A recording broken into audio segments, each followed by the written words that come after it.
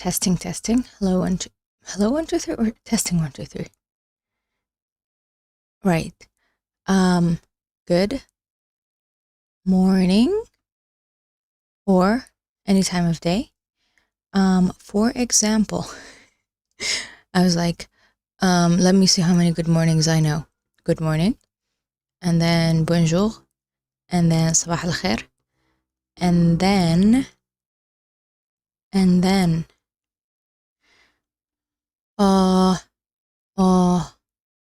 right, Korean. 좋은 아침이다, and then what else? I don't think I know good morning for Spanish, so there's that. Or like, I've watched a lot of Dora, but I do not know good morning for Spanish, so I'm sad about that. Right. Now I'm very distracted. But yeah, I wanted to say good morning in as many languages as I possibly know, but apparently the many languages as I possibly know are very limited. Well, I tried.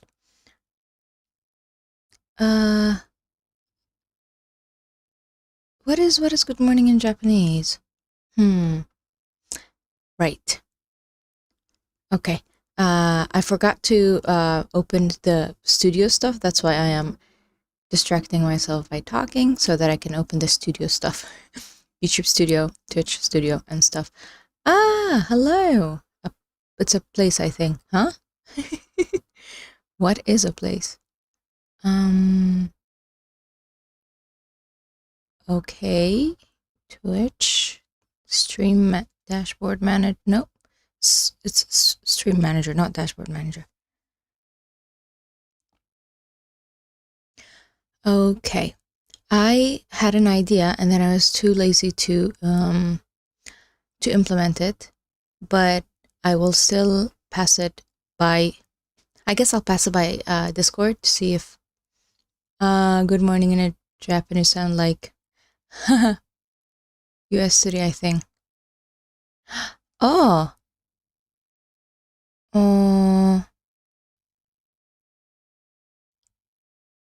A US state? Well, yeah, I thought so, but like, Ohio.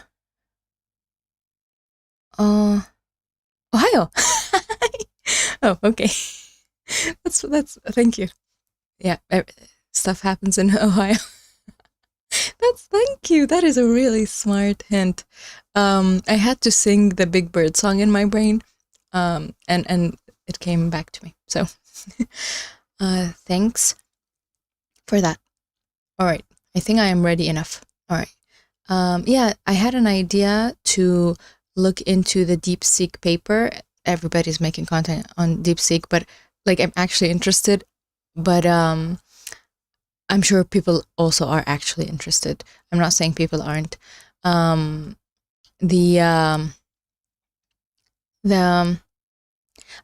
saw a YouTube recommendation, I have not seen the video yet, of HuggingFace, like the HuggingFace YouTube channel, reading the R1 paper.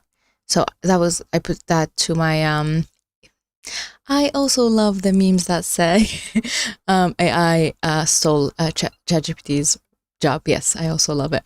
What I also love is I saw a meme, a comment in one of the memes that said, how dare you steal what how dare you kidnap what I rightfully stole, which was, I think, from the Princess Bride, not Prince.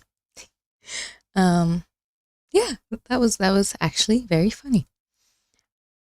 And I also saw another comment that said, is this what it felt like during the like the arms race, for nuclear arms race?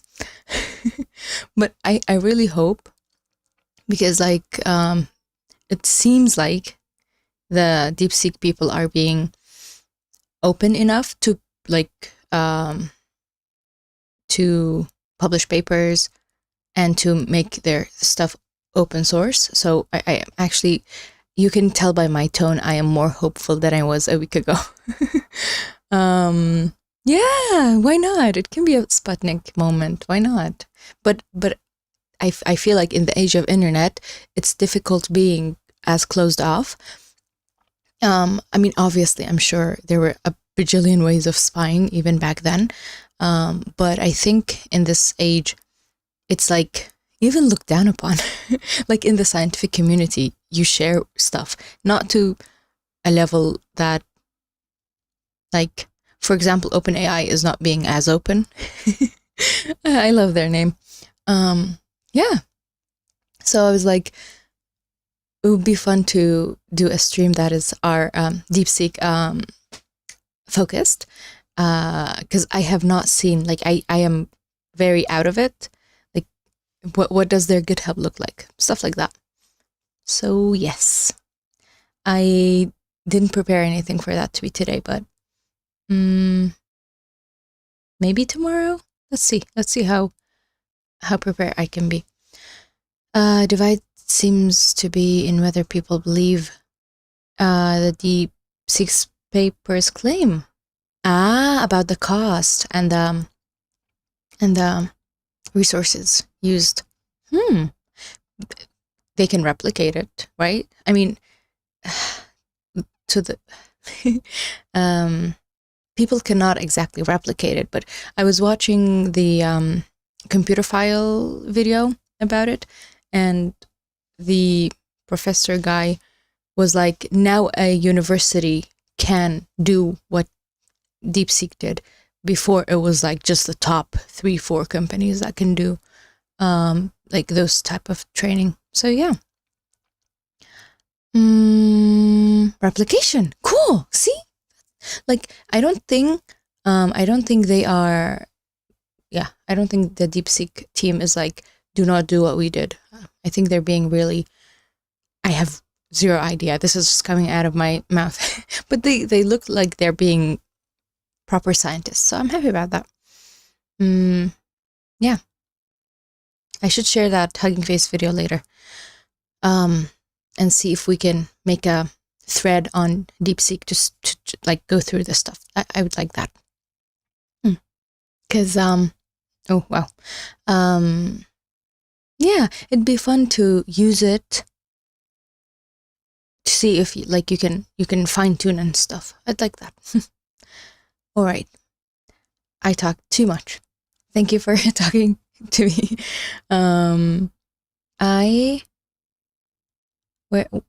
Yes, last week, I ran up to the point that we ran last week, which was the part about debugging the pipeline from transformers. And now this one is debugging the forward pass of your model. All right. Okay. So one of them was the pipeline. This one is, I guess, like the entrails. Is that what it's called? The actual part. If you're, I signed up for one of the. I actually signed up for the one that has to do with Transformers. I think it's called the Introduction to Transformers. I will always. Am I streaming? Oh God. I will always think of myself as someone who needs those introductory courses. But yeah, I did sign up. I don't think I can stream it. I don't think, because it's a paid course, but you know, it's one of them is free. Yeah. One of the reasons I'm happy to do it, I watched the introductory video. It said that we'll be using Nemo. I tried using Nemo a few months ago, like 6 months ago, and I failed very miserably. So just using their platform and using their models, I'm happy to learn about it. Yeah. So I will most likely take that course. The question of when, I still have my other study that I do, so I cannot delay that one. Yeah, Yes. Hold up. Why wouldn't I find it? Didn't I share the link as well? Let me see if I can open the link. I didn't open the link that you shared yet because I was fixing some stuff. But from this list, I was really tempted to do this, or is that what no, I'm very sure it was this one. Yeah, because it's only 2 hours, and I was like, oh, it's going to be a waste. But no, it's NLP. It's not going to be a waste. And yeah, LLMs, you know. So this one's only 2 hours, and you have access for 6 months. Do not show me this because I will delay learning it. But yeah, like 3 hours, we have 4 hours, and then we have ones that are like 8 hours. This is also 8 hours. I think that's the one you pointed out. Generative AI. I think this is very vision related, so that's why I didn't click. Hey. Haha. Okay. Wow. No, it just went over my head. I have not been able to find Nemo yet.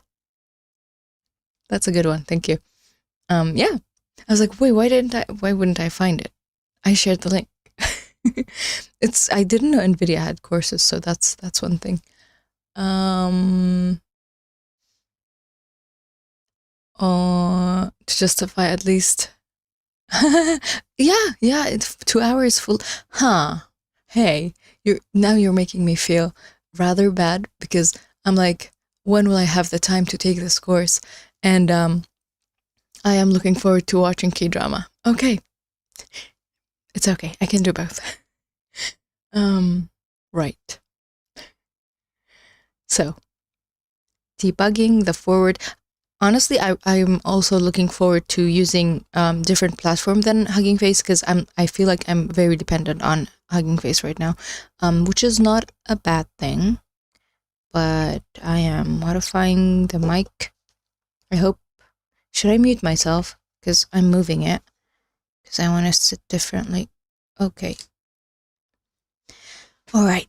Better, I hope. So, although the pipeline is great for most applications where you need to quickly generate predictions, yes, the pipeline is for using. Sometimes you'll need to access the model's logics. Say if you have some custom post-processing that you'd like to apply. Yes. To see what can go wrong in this case, let's first grab the model and tokenizer from our pipeline. Okay, grabbing it first. Reader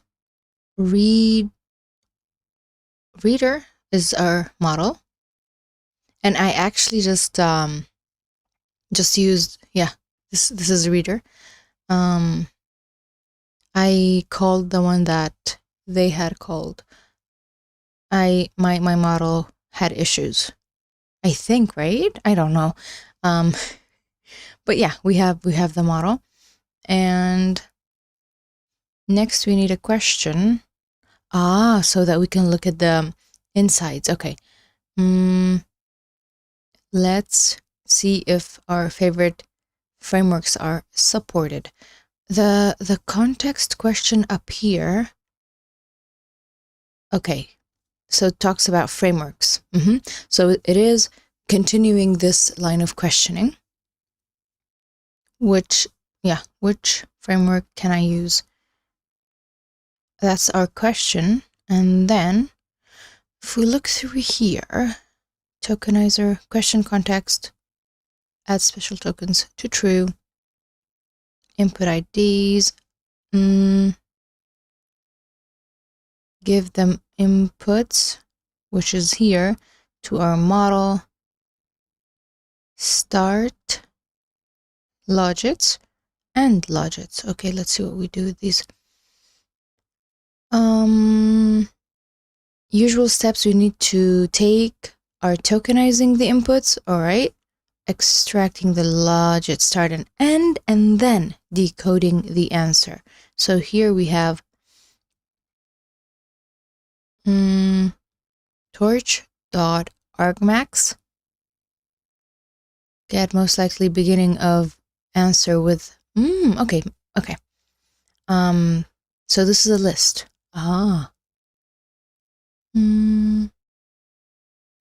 And then the end +1, I guess that's index related. This +1. Did I miss something? And then convert tokens to string. We get our answer. Here's our question, here's our answer. Ya Allah, let's do this. What did I do? Oh, there is supposed to be an error? Okay, so yes, there is. List does not have size. We can use len, can't we? Oh dear. Oh dear. Looks like we have a bug in our code, but we are not afraid of a little debugging. Yeah, the other day, was it like 2 weeks ago? I was in the prayer room and I looked up and I saw a lizard and I was like, there's a lizard? And then everybody got up.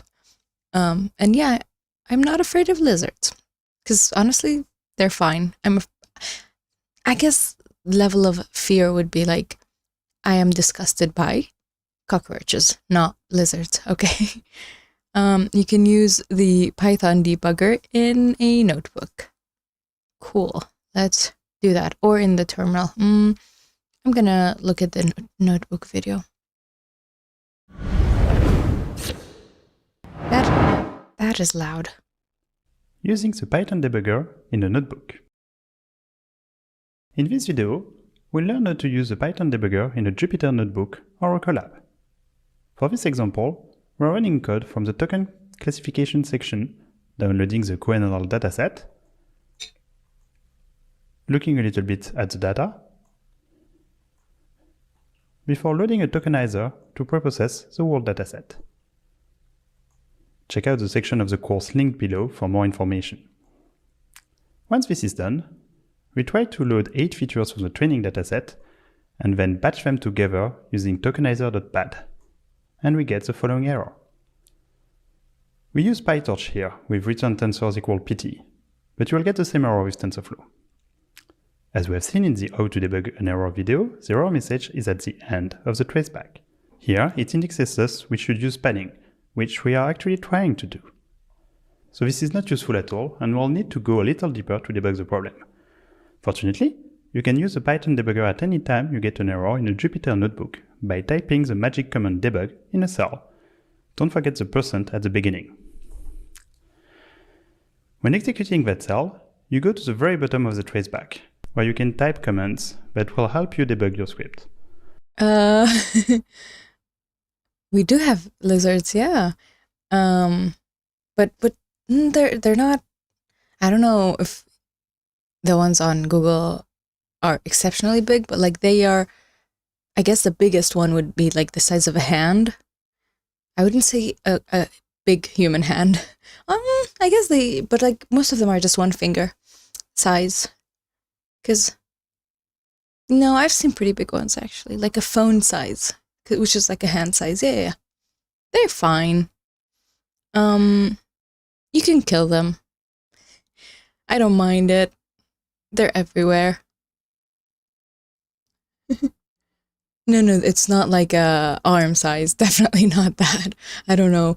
I guess Google sometimes sensationalizes, because like the weird ones would be uploaded, right? Who? Bigger than a meter? Nope. That is definitely not a lizard, because there has to be different things. We have, I don't know. The first two commands you should learn are U and D for up and down. Typing U and enter will I've never used this debug feature. take you up one step in the traceback to the previous instruction. Typing D and then enter will take you one step down in the traceback. Going up twice, we get to the point 0. U for up, D for down. Was reached. The third command to learn for the debugger is P for print. It allows you to print any value you want. For instance, typing P return tensors and enter, we see the value PT that we pass to the pad function. We can also have a look at the batch output. This batch encoding object. Like using this, it's like a watch thing, isn't it? You don't need to put print everywhere. I like it. Yes. The batch output dictionary is a bit hard to dig into. So let's dive into smaller pieces of it. Inside the debugger, you can not only print any variable, but also evaluate any expression. For instance, we can have a look at the input IDs keys of this batch output object,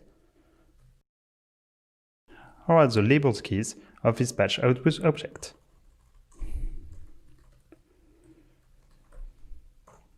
Those labels. See, they're not called actual lizards. They have to be a different species, right?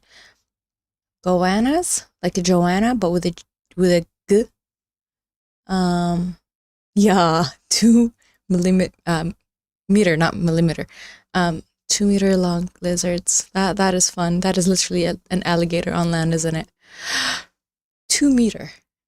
That's really big. Whoa. Labels are definitely weird. They are of various sizes, which we can actually confirm if we want by printing the size with a list comprehension.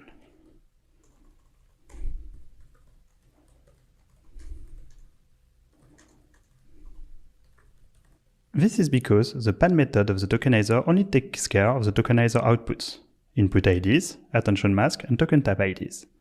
So we have to pad the labels ourselves before trying to create a tensor with them.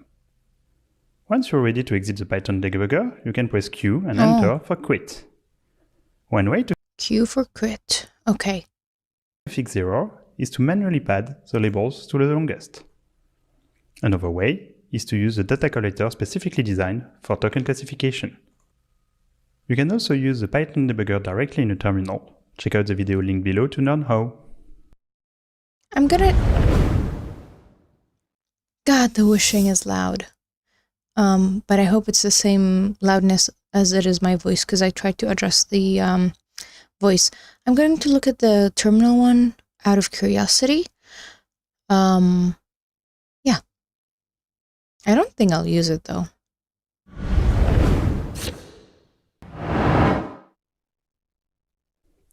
Using the Python debugger in a terminal. In this video, we'll learn how to use the Python debugger in a terminal. For this example, we are running code from the token classification section, downloading the QNL dataset before loading a tokenizer to preprocess it. Check out the section of the course linked below for more information. Once this is done, we try to batch together some features of the training dataset by padding them and returning a tensor. If we try to execute our scripts in a terminal, we get an error. Note that we use PyTorch here with return tensors equal PT, but you would get the same error with TensorFlow. Okay, so the error says, unable to create tensor. You should probably activate truncation or padding. So it already tells us you should do padding, and it says you either do padding true or truncation true. So like that is pretty good. I like the probably part. It's like it's not sure, but you can do whatever you feel like. As we have seen in the How to Debug an Error video, the error message is at the end, and it indicates we should use padding, which we are actually trying to do. So this is not useful and we need to go a little deeper to debug the problem. Fortunately, you can use the Python debugger quite easily in a terminal by launching your script with python -m pdb and then the name of the training script. When executing that command, you are sent to the first instruction of your script. You can run just the next instruction by tapping N and enter,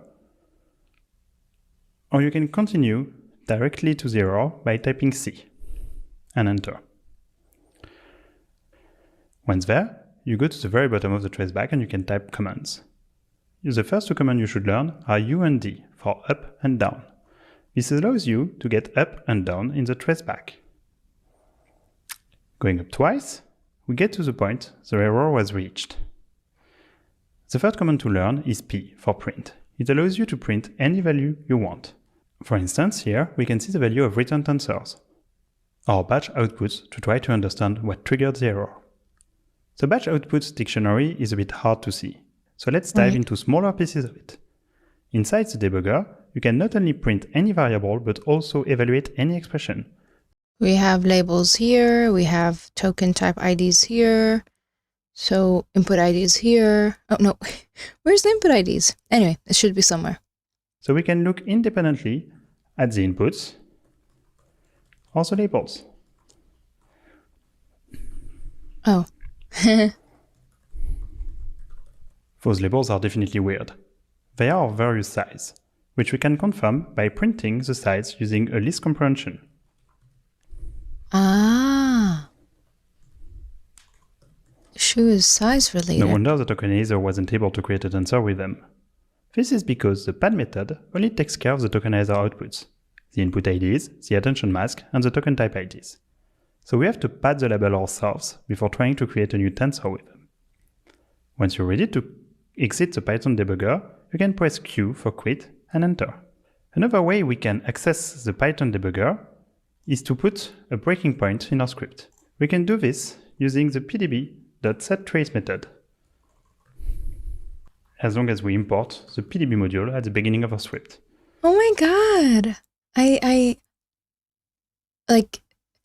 I've done that, right? I think, oh wow, that reminded me of a core memory of starting, I forgot. Like you start something before you code and then you end it at the end and then you print it. I don't think it's related to the exception though. Wow. Saving and then relaunching our script with just Python, we'll stop the execution at the breaking point we set. We can inspect all the variables before the next instruction is executed again. For instance, here, the features. Typing N and Enter executes the next instruction, which takes us back inside the traceback. One way to fix the error manually is to pad all the labels to the longest.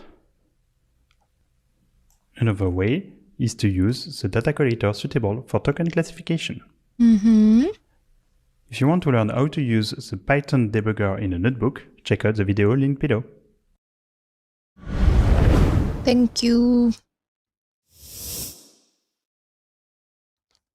That is new to me. And I'm like sad about the fact that this is new to me. You know, like I feel like saying how rude that this is the first time I'm learning about this. Okay. Here. Reading the error message tells us that list object has no attribute of size. Yes, that's what it told us. You can see the arrow pointing to the line where the problem was raised. It is right here. And you can debug this interactively using the Python debugger, but for now we'll simply put out a slice of printout, not put out, to see what we have. Cool. Let's print out a slice. Like up to 5. Oh, okay. Ours is a bit different. It is a list. Yes, the type is a list. So, yeah, double checking the type. For size, that's a Python list for sure. So what went wrong? Recall from chapter 2 that the auto model for whatever classes in the HuggingFace transformers operate on tensors. Oh, so you have to say something tensor? What is that? Glance at Reddit during the ads. Ooh. Apparently there's a Hacker News article on DeepSeek AI database exposed over 1 million log lines secret keys leaked might be worth. No. Huh. I am signed up for DeepSeek. Okay. Thank you. That is interesting. Okay. Definitely worth changing. So here's my question. This is a header, like a title, but does it mean DeepSeek itself? Like shared information that shouldn't be, like when you try to trick it? Or is there, no, is their database? Got it. Okay, no. Because the AI part messed with my understanding, but no. I thought like the AI's database is like its embeddings, but no. It's about responsible disclosure, but we know they've been having issues over. I mean, I'm guessing they've been having a lot of new users. So every platform with a lot of new users probably has such issues. Thank you for sharing this. Yeah. If you can, please share the article somewhere.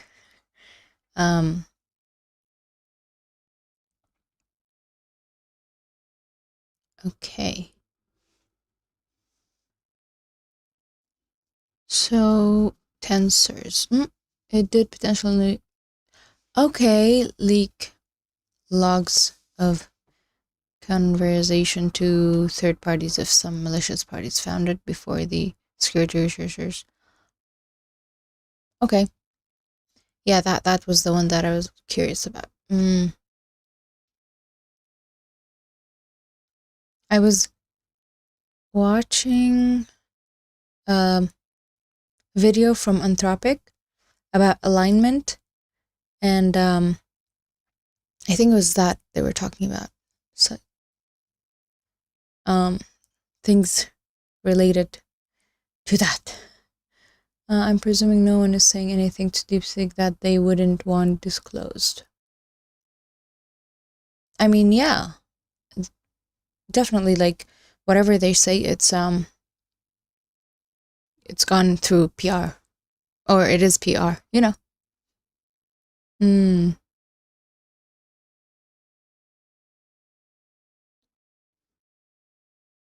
Oh, wouldn't say two. Wow. My compiler is not doing well today. I thought, yeah, to the chatbot. Got it. Yeah, it has to be. Yeah, you have to like expect a level of publicity when you talk to a chatbot. I mean, an AI thing. I guess they're not really chatbots. Right.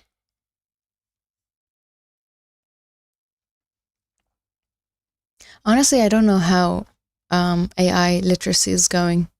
I feel like even sometimes myself, it feels like there's a level of closed offness, but it's really not, you know? Yeah. They're good at giving you a false sense of security. Or maybe we are good at feeling the false sense of security.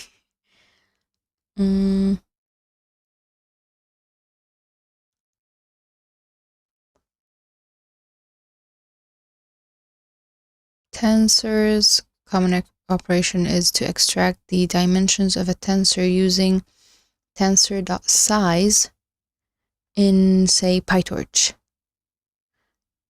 Let's take another look at the traceback to see which line triggered the exception. Ooh, to go into it. Okay. Yeah, dot size. Looks like our code tried to call input ID dot size, but this clearly won't work for a Python list. Yeah, I thought the issue is with our code, but it's actually not our code. So we have to update our object so that it can work with the code that is being used. Which is just a container. How can we solve this problem? Searching for the error message on Stack Overflow. That is literally what I've done. Let's look at what it is. I mean, okay.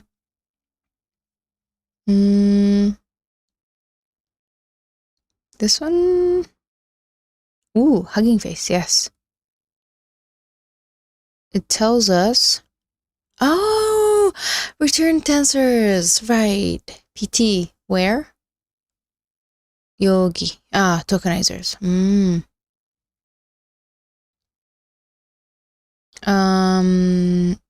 Yes. Ooh, that is literally the one I looked at. Cool. Answer says to add that. Let's see if it works. Most likely. Let's try. I trust Stack Overflow with my life. Wait. What is happening? Do I update the code myself? Is that what you expect of me? From here, we need to say to add this part.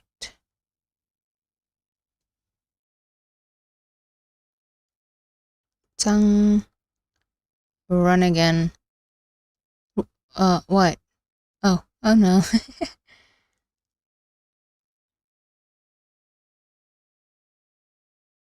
Yes, it worked.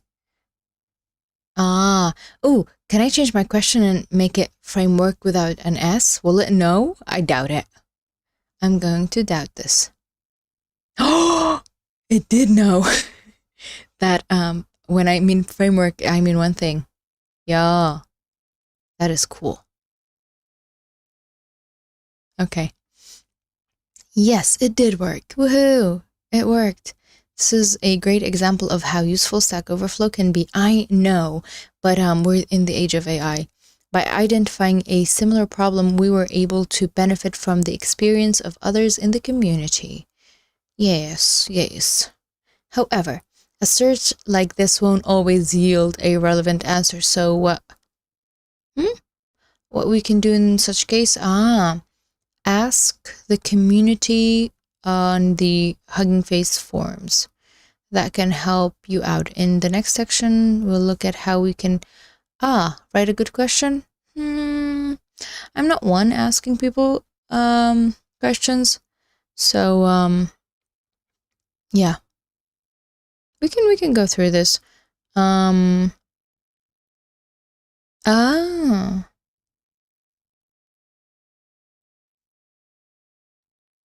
Yeah, we can quickly go through this. My intention was to go to the CMU lecture, but yeah, we can go through this.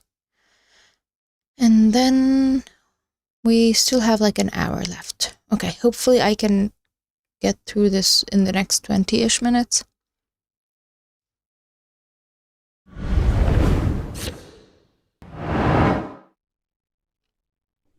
How to ask a question on the HuggingFace forums. If you have a general question or are looking to debug your code, the forums are the place to ask. In this video, we'll teach you how to write a good question to maximize the chances you will get an answer. First things first, to log in on the forums, you need a HuggingFace account. If you haven't created one already, go to hchef.co and click Sign Up. There is also a direct link below. Fill your email and password, then continue the steps to pick a username and update a profile picture. Once this is done, go to discuss.huggingface.co, link below, and click Login. Use the same login information as for the HuggingFace website. You can search the forums by clicking on the magnifying glass. Someone may already have asked your question in a topic. If you find you can't post a new topic as a new user, it may be because of the anti-spam filters. Make sure you spend some time reading existing topics to deactivate it. I mean, I guess I should get the answer of the question even if I Google it, right? I don't think these discussion forums are closed off. You're sure your question hasn't been asked yet? Click on the New Topic button. For this example, we'll use the following code that produces an error as we saw in the What to do when I get an error video. The first step is to pick a category for our new topic. Since our error has to do with the Transformers library, we pick this category. Next, choose a title that summarizes your error well. Don't be too vague, or users that get the same error you did in the future won't be able to find your topic.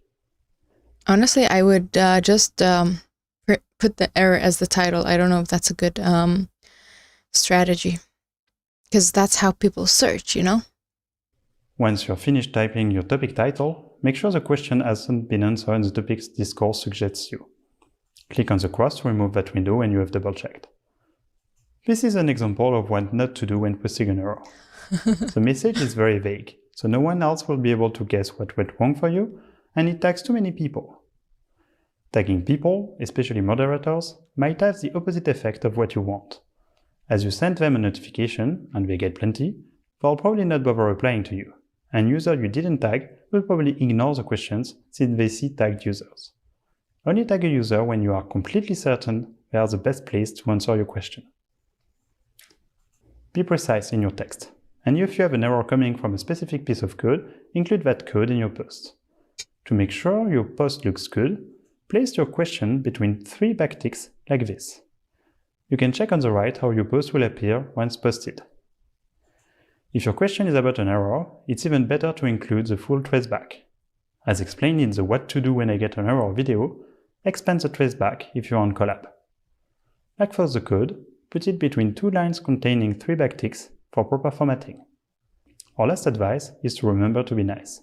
A please and a thank you will go a long way into getting others to help you. With all of that done properly, your question should get an answer pretty quickly. That's nice. I like using pleases and thank yous as well. Oh, there's the video. Ha! DeepSeek R1. Yeah. Should I share it? Copy link, or would it work if I copy the link from there? I saw one complaint in the comments saying their mics were not as clear because it's just a Zoom call or whatever. So yes. Ta-da. Okay. Yeah. You go to the forum. It's a normal discussion forum. We've seen it everywhere. I've used it. Yeah. Recent, grouped by.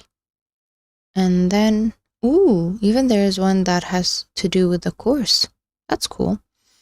I really don't feel like reading this. Because yeah, there's research. Cool. And there are guidelines.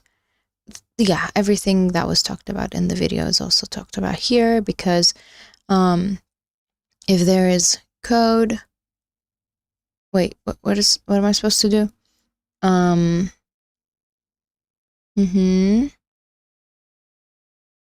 There is this article, and when you run it, you get index out of range. That's a problem. You can start a new topic. Say your intention, and then put your code, and then the error traceback. It is about Transformers, so you can choose that category. No, that is not good. Do not get people. Yeah. Yep. Choosing descriptive title is good. Putting your code snippet is a good thing. Traceback as well. Full. And then, reproducible example, which is basically, sometimes there are things that your code reads that is not a part of it. So try to give as much information as you can without sharing too much information, especially when you work at a place that is not open source, you know? Cool. That was very, very, very useful, honestly. It's stuff that we've seen a lot. Okay, that took me less than 10 minutes. Cool. That I will come back for. Yeah. Debugging the training pipeline. Cool. Yes. Cool. Now I can go to the lecture, which is not this one. It is this one. We were in the tool use and LLM agent basics. Let's refresh this and of how we can do these tasks with language. And turn on CC and take this somewhere that is not bothering the eyes. Language models. And the way we do this is usually by providing language models with tools. And what I mean by tools here is it's essentially a program that you can use to interact. I do not know what this is, but it says 2011. With the outside world through a kind of functional interface. And so it's a function that you can use. One thing that's pretty important is this is a program that runs externally to the LM. So it's not relying on the LM's computation. So it's different from something like chain of thought, because chain of thought is essentially running inside the LM. And usually the way the LM interacts with this is it generates function calls and input arguments to the functions. Huh. Okay. I don't know why I see it as an intent in Android, because you can use intent, right? To call anything. And there's three main ways you can use tools. The first one is for perception. And what this does is this collects Perception check, okay. Data from the environment. It can do actions, which exerts actions or changes the environmental state, and does computation. And all of these are tools. When we talk about an agent, generally we're talking about interacting with the outside world. So perception and action are particularly important. If you're just using tools for computation, that's arguably not an agent because it's not doing anything with the outside world. But that's just a matter of definition also. So. And here are some examples of tools that are pretty widely used. Oh, and one thing I should point out is all of this is from a survey paper that one of my students, Zora Wang, wrote called like, "What Are Tools Anyway?" Wow, good title. Really? 2011 doesn't sound unreasonable.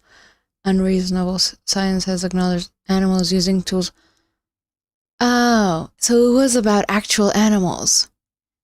Definitely not unreasonable for that.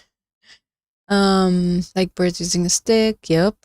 And oh yeah. Okay, yeah. Oh, that's cute. Like it's like a table. And also, yeah, monkeys use tools like sharp rocks. I don't know why I was like, wait, is this about AI? 2011, no way, because artificial intelligence. Oh no, not this one.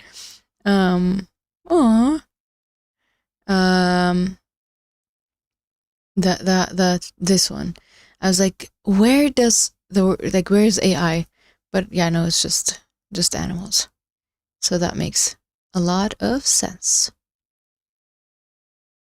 That are pretty widely used. Oh, and one thing I should point out is all of this is from a survey paper that one of my students, Zora Wang, wrote called like, "What Are Tools Anyway?" And so that's in the references. You can go and read that if you'd like to get more details on any of these things. So still newish, as in within our lifetimes. When we went to school, oh, definitely, I actually agree with you. Yeah, like it's one of the things that humans do. Yeah, maybe it is like something in the past 10 to 20 years. I am not up to date, but the like YouTube videos about animals using tools or like stuff on Reddit, yeah, it's still like, ooh, wow, they do this. Like one of the recent ones I saw, a raven, I guess, using a stick to bring something out of something. Yeah. The first thing that you can do with tools is knowledge access. And there's a lot of different ways that people do this. One is by doing things like executing database queries like SQL. So you run SQL and get information from a database. Another thing is running a search engine. So this would be just running something like Google or Bing or something like this. Another thing could be retrievers, where you are actually running the retriever yourself in a RAG style system. Another thing Really, that would be tool usage. is computation. So computation could be things like calculators, Python interpreters, and other things like this, or like manipulating databases. And all of these things are kind of not even necessarily related to the external world, but they're performing things that language models are not very good at doing on their own. So for example, language models are not particularly good at doing complex math. Even the strongest models fail to multiply like 7-digit numbers together, which I do too, so it's not surprising, but I saw a post, I'm guessing it was on Reddit or maybe Twitter, actually, that was asking ChatGPT and then DeepSeek, is 9.9 or 9.11, which one's bigger? And apparently ChatGPT would get it wrong because, the number of digits after the, yeah. So, yep, LLMs are not perfect at math, but they're better than definitely me. Language models are not good at this. They're very slow at doing this. So you can rely instead on programs to do it for you. Other things are interaction with the world, either through observing or acting. And so you can do like get weather to get the current weather, get your location, fetch events from a calendar, verify whether an email address is an actual email address or not, things like that. Would like when you upload a photo or when you, let's say, open the camera, I don't think there are, actually there might be, but like ones where it can look at your environment, would that be considered as tool usage because it's using the camera? I don't think it is, right? Like, I don't know, like, is it to that level? Another place where tools have been used, it's maybe a little bit less important now that we are using multimodal language models, but they have been used for non-textual modalities. So you could do things like call an image caption or to get a caption of an image, or other things like that. Play music on Spotify, do visual QA. Another thing that people have done, but again, this is becoming less, a little bit less important as we are working with more good general purpose LMs, is like have a separate QA system that can answer questions really well, or have a translation system that can do translation very well. So separate. Yeah. I think which is bigger question is partly understood a tokenization quirk. Counting the R's in strawberry. Yes. Probably. Yeah. Yeah, there was a recent one that I saw about something with the letters of a, yeah,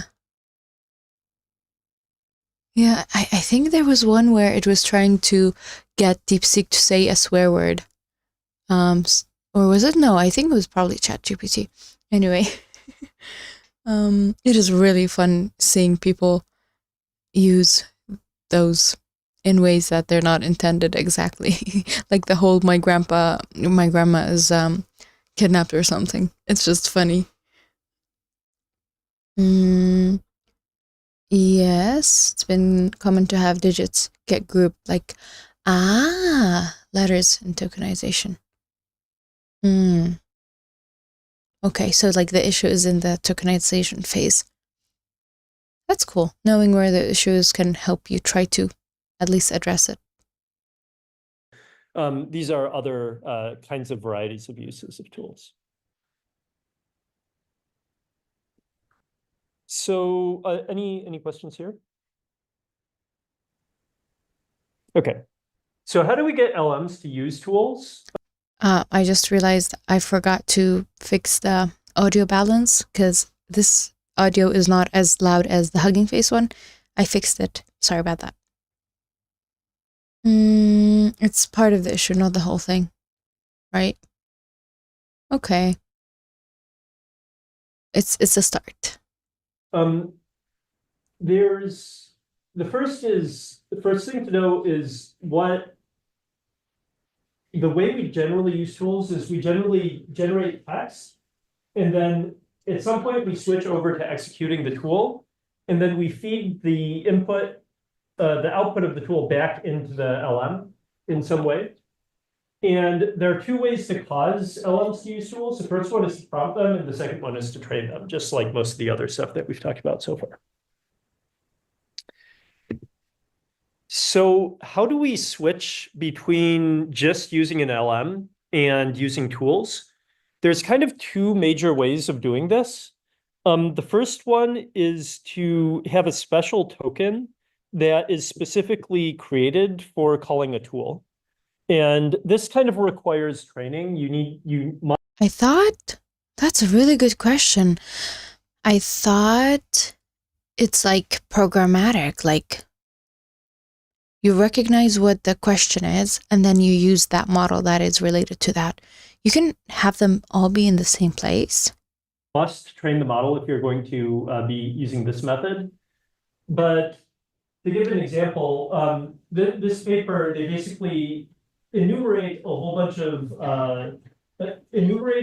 tokens, and then they append these tokens to the vocabulary. And when one of those tokens is selected, they switch over to using that tool. So if you know in advance which tools you're going to have available, then this is a good method. Also, this is allegedly the method that's used in ChatGPT because Andrei Karpathy said so on Twitter. So he worked at OpenAI at some point. So I am kind of assuming that that's probably true. So ChatGPT has a very limited number of tools, so that makes a lot of sense in this case. Isn't there also is it called GPTs? The thing where, yeah, we learned about the external tools that ChatGPT uses last week. I think it was still here. But there's also the GPTs, which you can modify in a way. I don't think it's this. The other option is to have something like code tags, where when you output that tag, you can output a program, and then after you output that program, you go in and execute the program when the tag is closed. This is a little bit easier to use with prompting style methods because you don't need to train any new tokens or anything like this. You can just prompt the model and say, please output execute Python, and then you can output Python in between these tags. And so this is another method that people can use.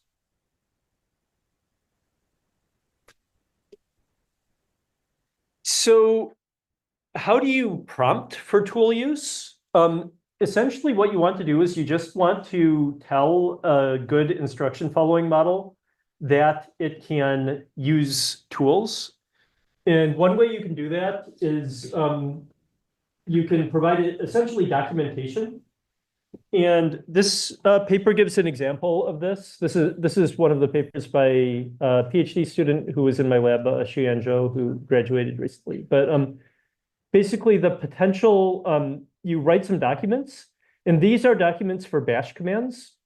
And then based on the documents for bash commands, you show these documents, and then the output will be like based on these documents, because language models are able to follow directions well. Another thing I should point out is this is only really important when you're using special purpose tools. If you're using general purpose tools, the language models will also have already been like trained on them. So you don't actually need to append them to the prompt. So just to give an example, when we have a coding agent or something like this, I just ask the coding agent, please push this to GitHub. I don't need to give it like a GitHub push command, and it will just know how to use Git, because Yeah, but it has to know your your information before it can do that. it's seen it a million times before in its training data. So this sort of the first thing you can do is you can say you can execute arbitrary Python or arbitrary bash commands by putting them in between the execute Python and execute bash tags, and it will do a pretty good job of that. But further, if you have special purpose things, you can provide them through through documentation. Yeah. So what is code tag? How do you train the agent? How do you train it? So in this particular paper, they try two different things. The first thing they do is they just prompt GPT-4. And they say, like, you can execute Python, and when you execute Python, put it between the execute Python tags. And that's enough for most strong instruction following models nowadays. But they also try a training thing where they generate, basically they curate existing, a few existing agent data sets so that they're in this format, and then they train there. If it's a new tool, like ChatGPT knows executing Python, but if you want to train on a new tool, would this work? Yeah, so I'm going to talk about training on tools, but combined together with prompting in this, what you can do is you can literally just say, okay, you have a Python library. This is the signature of that Python library. You could even provide a doc string or something like that and say, this is a tool that you could use. And that works. Yeah. Yeah. Right. That's what this paper is showing, basically. Yeah. Cool. Any other questions? Okay. I like how he is showcasing his students' research. Like, this is by my student, this is by my student. Yeah. So there's also methods for learning for tool use. I talked about this a little bit before, but I'm going to talk about it a little bit more in depth now. This is the tool former paper. And basically, the way they trained the model for tool use is they had a multi-step process. And they started out with basically prompting the model. So it says your task is to add calls to a question answering API to a piece of text. The question should help you get information required to complete the text. You can call the API by writing QA question, where question is the question you want to ask. Oh, okay. So it tells you how to contact the API. Here are some examples of API calls. So they basically did few-shot prompting, and they used it to annotate the data like this. So they sampled all of these, and then they executed these. By the way, this was not by people in CMU, but for some reason the example's from Pittsburgh. But you have one other name, was Pittsburgh known by, what country is Pittsburgh in, and you have these things. And then based on this, they check whether that improves the likelihood of getting the next word correct or decreases the likelihood of getting the next word correct. And they only annotate with tool calls that increase the likelihood. So essentially, it's like an RL style training approach. And there's other ones that are similar to this too. Cool. So this is how you can create data. Of course, you can also create data manually. So Okay. So this is mostly for preparing the data set. LM data set with API calls. This is technically synthetic data, right? So you could annotate data manually. One thing I'd like to point out is tool use is now very widely used. It's like a very, very important part of practical systems. And this actually isn't talked about that much in like research papers or things like this, but a lot of people who are building LLM style applications use this very heavily. And there's even a standard that was created by OpenAI, but adopted by a lot of other models, including open source models, where you essentially define tools in a Python kind of list of dictionaries.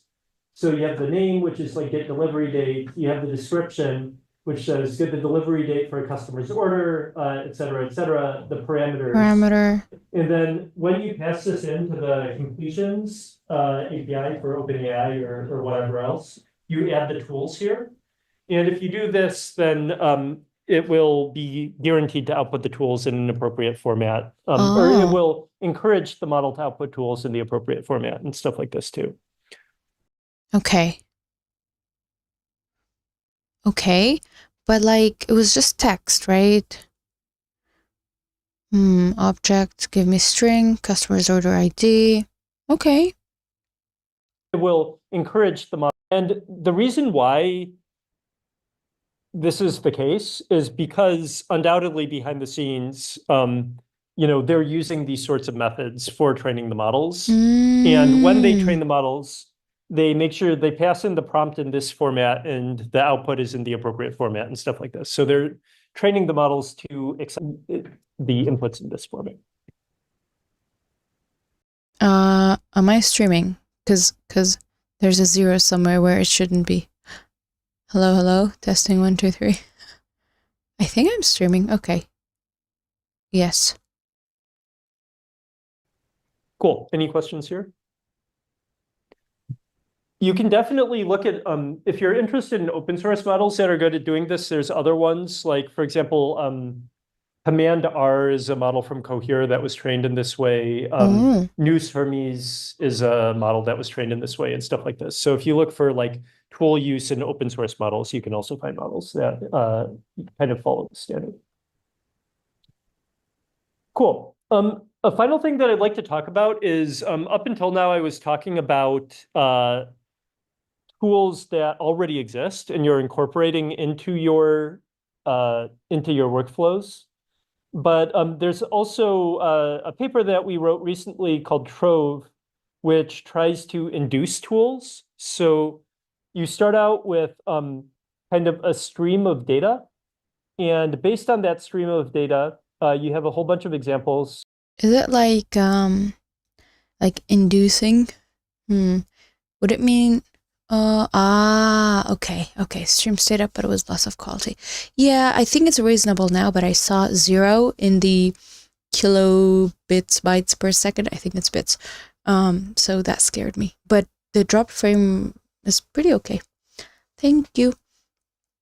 Like, can you trick an LLM to use a tool? I don't think that is possible unless it's either trained on it or it has access. Like, for example, right now, ChatGPT has access to the internet. It can search, but it couldn't before, so there was literally no way of making it.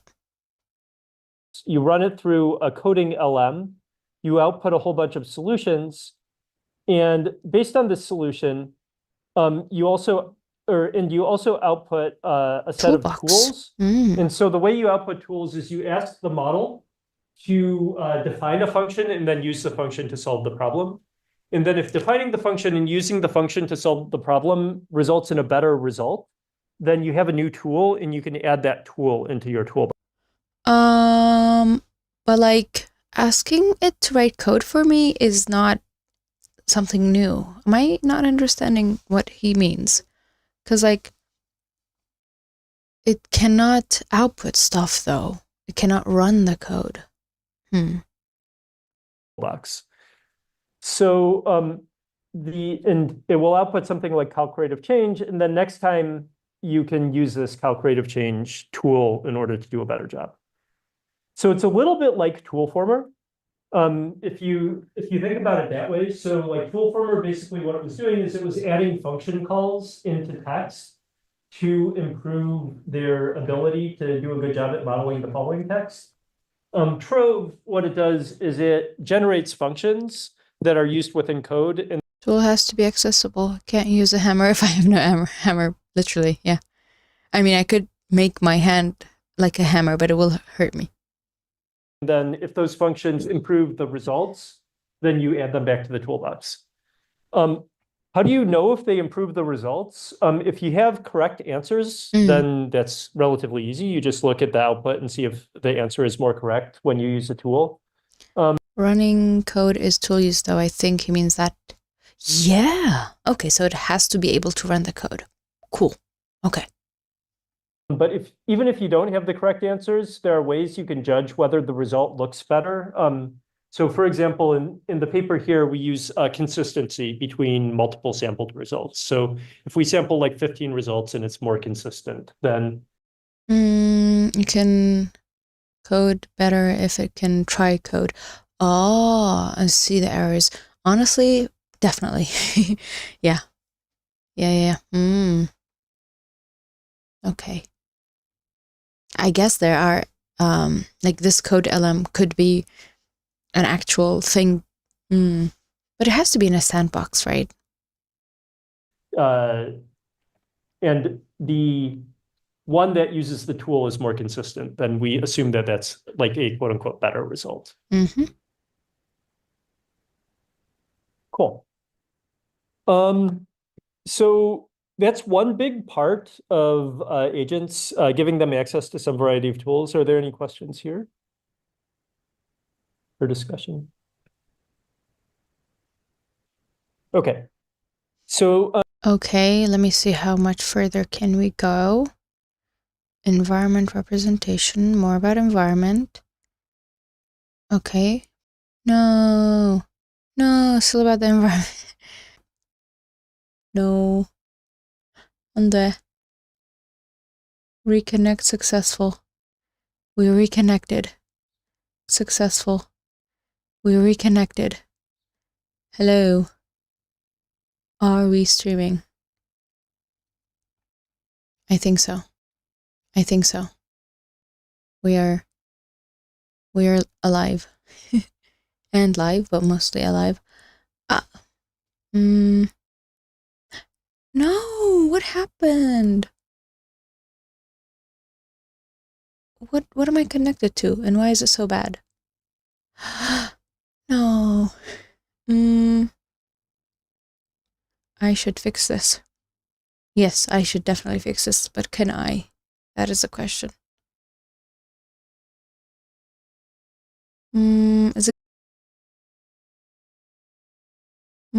Is it getting better?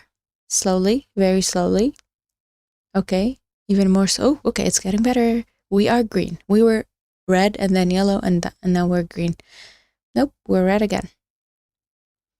Please go back to being green. Okay, what should we do? Green enough. Audio only right now. Oh, okay. Yes, the yes didn't